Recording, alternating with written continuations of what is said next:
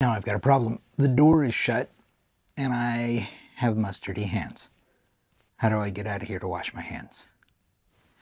I was sent this wireless meat thermometer to check out and report back to you with my thoughts, and so far this is a pretty awesome little device. It has two probes, so you can actually check two different temperatures or two different pieces of meat at the same time, which is fantastic because I prefer my meat to be medium rare and my girlfriend prefers her meat to be toast.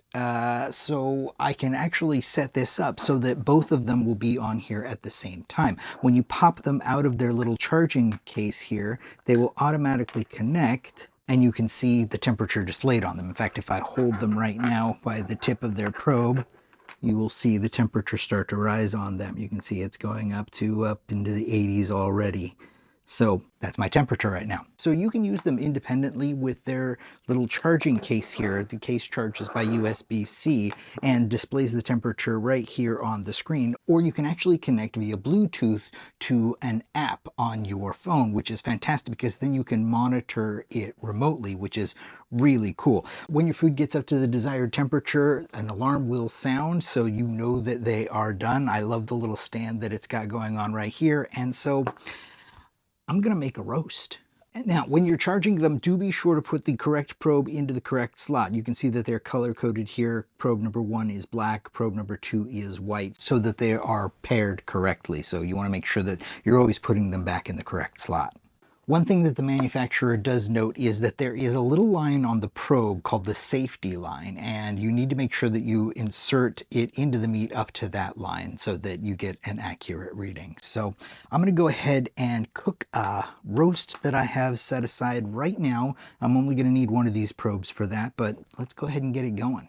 Okay, first thing I'm going to do is I'm going to create a rub for the meat, and I'm using black pepper, garlic powder, salt, and a little bit of sugar. All right, a lot of bit of sugar. Let's get this rub on the meat now. And we're rubbing. There we go. Step 1 complete. Next, I'm gonna make a bit of a sauce to stick on here too. And that is made from horseradish, creamy Dijon, and coarse Dijon. And I left my spoon in the other room, as I seem to do every time. So mixing it with my fingers. If I thought I wasn't going to be getting messy, I was sorely mistaken. So I've got my rub on now. I'm just going to put this little sort of slurry mix on here of the mustard and horseradish. Look at that. Come on. Okay. Now I've got a problem. The door is shut and I have mustardy hands. How do I get out of here to wash my hands? And last but not least, we apply bacon. Come on. Everything's better with bacon. Almost there. And that's it. Okay. Okay, moment of truth. I'm going to use the black probe because it is number 1. And I'm going to stick it into the thickest part of the meat and making sure to go past the safety line as they recommend. So it's going just right in there. Boom. I am in and past the safety line. All right, and because I've taken it out of its cradle and plugged it in, I'm going to guess that if I look over there right now, it will have activated and be showing me the internal temperature. And it is 47 degrees inside, so it's going to take a while. All right, preheating an oven now, and we're going to get it in there, and I'm going to see how this guy does. So that actually went really well. I started the roast out at 400 for about 15 minutes, then dropped the temperature down to around 300 to cook the rest of the way until it hit 125. My alarms went off. That worked perfectly.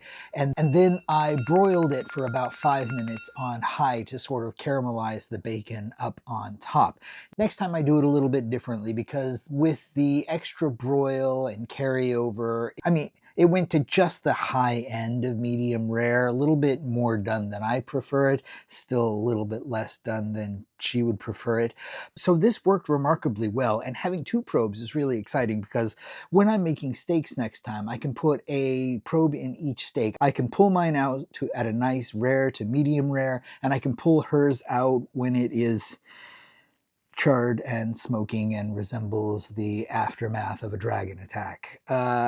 So overall, super happy with this guy. The only thing that I can think of that would make this thing better is if it had a magnetized back so I could stick it on the side of the refrigerator until the next time I use it. My other kitchen thermometers have magnets on them, and that's where I keep them, but that's on me. That has nothing to do with this.